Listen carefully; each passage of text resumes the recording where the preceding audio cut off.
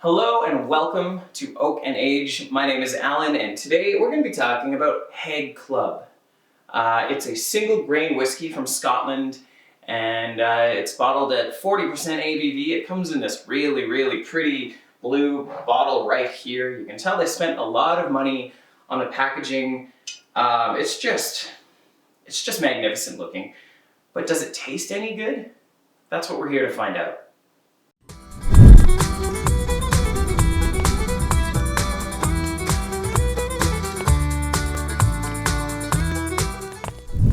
So before we dive into the taste, I'm going to pour some. This is a single grain offering, and generally speaking, single grain whiskeys need a little bit more time to oxidize before you can smell them, just because often what happens is they're created in a column still, and the cogeners and the oils that give the whiskey a lot of its character get stripped out, so things get buried. So I'm just going to pour myself a dram here. Yeah, there's not a lot going on the nose here, so I'm gonna let it sit. This, by the way, has to be the heftiest bottle stopper I have ever seen. I mean, this is solid. It really is nice. Haig partnered up with David Beckham. I'm not sure quite what the affiliation is. I'm not sure if he's just like a brand ambassador or if he actually is like the co-owner of the distillery. I'm not entirely clear on what their relationship is, but he's got something to do with it. His lovely face is all over their marketing and advertising for the Haig Club. I figure if it's good enough for Beckham, it's good enough for me. As I was saying, column stills, that is typically used when you're trying to create like a vodka or a gin, because it's tall and packed with a bunch of materials within the still column itself that kind of create this reflux effect that causes your alcohol vapors to kind of rise and fall and condense and re-evaporate over and over and over again, stripping out a lot of the oils and cogeners that make whiskey taste like whiskey. That's why the column still is the still of choice for anyone who makes vodka and gin, because the final output, the spirit at the end of that still run, is typically a lot higher ABV, usually like 80, 90% even, and it's very neutral in flavor. Not a whole lot of character there. It's an attribute desirable in a vodka, but not in a whiskey. So, I've poured myself a dram. It's actually more than a dram. I might be tipsy by the end of this review here, but I've let it rest for, a minute and a half. I wanna nose the glass again, see what I get. Yeah, see, letting it rest certainly helped. I'm getting a little bit of, that's really interesting. I don't quite know how to describe this. There's like mild cereal notes, a little bit of toast, but yeah, it seems almost one-dimensional, but there's this really weird funk that I can't quite wrap my head around. The more I dive in, the more cereal notes I'm getting, so maybe that funk was just kind of the whiskey needing more time to breathe. We're gonna go in and do the taste.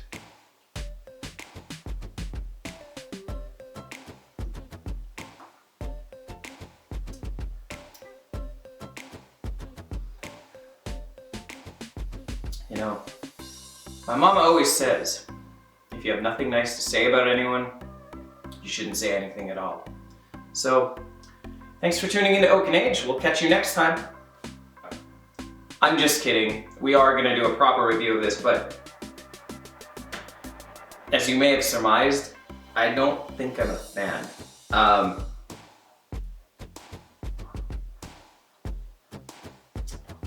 Yeah, this tastes the way, you ever sent an email to someone, maybe someone important, and you hit send without proofreading it, but then you go back and read it, and your email is like rife with spelling errors?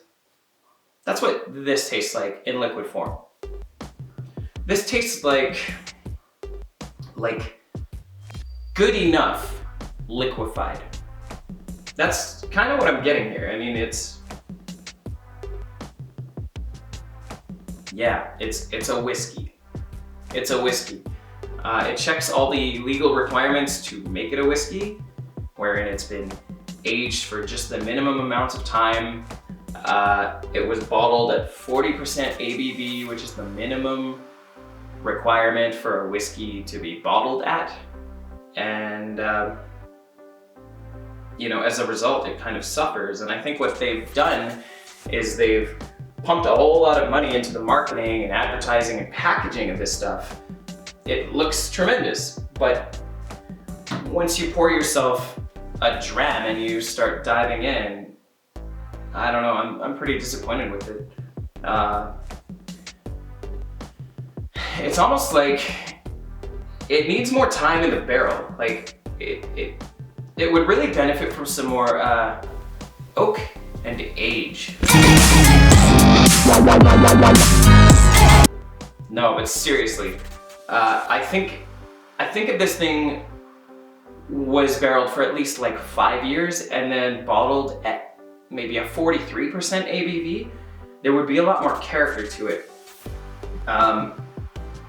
So far I haven't really given you any helpful tasting notes, so let's do that right now. Okay, so that funk that I was smelling before, it's also part of the flavor profile. It's this bitterness, this somewhat astringent bitterness that has hints of cereal notes, maybe a little bit of, not burnt toast, but toast that's on the edge of being burnt.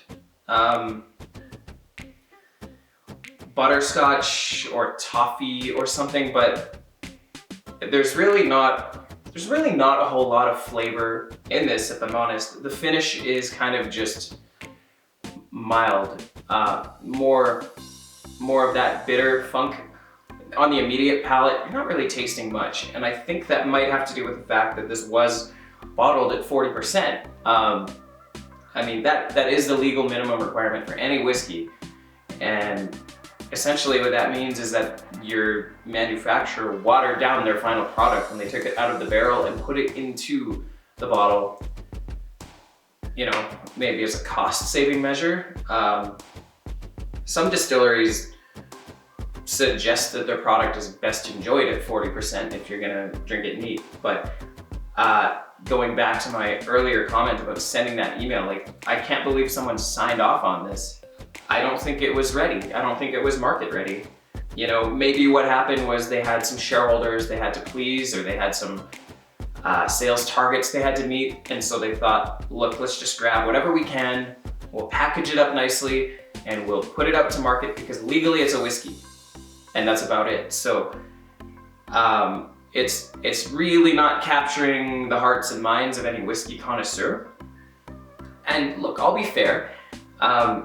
I think they're trying to position it as an entry-level whiskey offering to appeal to people who have never had whiskey before.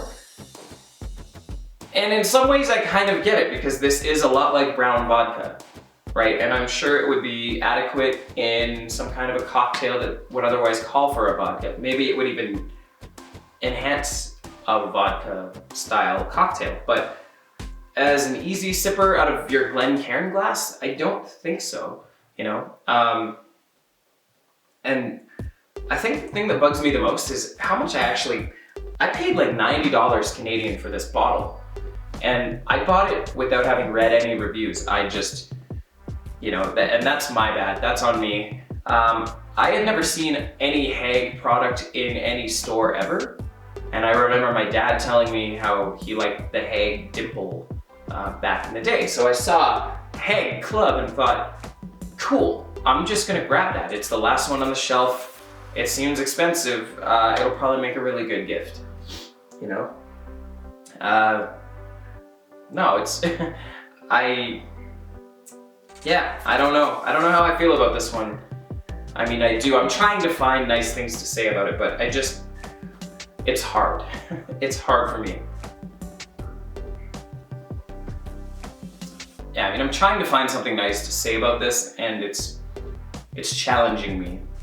You don't get the same kind of sweet flavor profile that you would from another entry-level whiskey. Like, I would consider a Glenfiddich 12 to be an entry-level whiskey, right? They're everywhere, they're relatively inexpensive, and you kind of know what you're getting with that one. And there's like hints of apple and pear that sort of make it really approachable for a first-time whiskey drinker. But this just isn't pleasant. It doesn't have a pleasant flavor. It's got a unique flavor, but I am challenged to find anything good to say about it. And, you know, to me, that's a pretty big problem. Plus the fact that this thing costs $90 Canadian. For me, this would not be an entry-level whiskey. And I guess this is a really good time to get into our completely subjective must-have scorecard. That is the scorecard we use here at Oak and Age to kind of break down our whiskeys whenever we do a review. So we're looking at 3 different parameters. We're looking at whether or not we would recommend this bottle.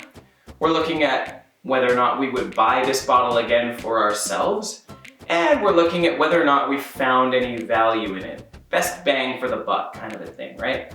And so I score these out of 5 each for a grand total of something out of 15. So I'm gonna break the Haig Club down into this review right now. Would I recommend it? No, I would not recommend it. It doesn't taste very nice.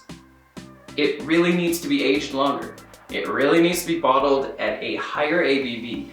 Even 43%, which isn't that big of a jump, I think would give this thing a little bit more character. Would I buy it again? Absolutely not. I don't like the taste of it that much, and certainly not at the price point that I paid. It's a glorious, magnificent bottle. It looks amazing on my shelf, and it stays there collecting dust, basically. Bang for the buck, I think we've already determined that is a nope. You know, I paid $90 for this, and I could have bought 2 bottles I actually really like for about half the price. So, you know, this is money misdirected, I think. So, all around, I'm giving it 1 out of 5 each for a grand total of 3 out of 15. Now, bear in mind, this is a subjective scale. This is just my rankings, and maybe you've tried this and you love it. And if that's the case, great, and I hope I didn't offend you. It's just not for me, you know? I've tried hundreds, if not thousands of whiskeys, and none of them have ever quite tasted like liquid disappointment the way this has. Yeah, I don't know really what else to say, but thanks for tuning in. Make sure you don't drink and drive. Remember, drinking and driving is for dummies, and you're not a dummy because you're tuning into my channel. And on that note, if you could hit like or subscribe, I think YouTubers are supposed to say smash the like button. That's what I was told when I started my channel. So it really would help me out. And please, by all means, leave a comment or get in touch. I'm on Instagram at Oak and Age at Instagram. Like, slide into my DMs. Tell me what you want me to review. Tell me what I could be doing better. Because I really want to make this channel about you guys, the viewers. Yeah, so once again, thanks for tuning in and have a great day.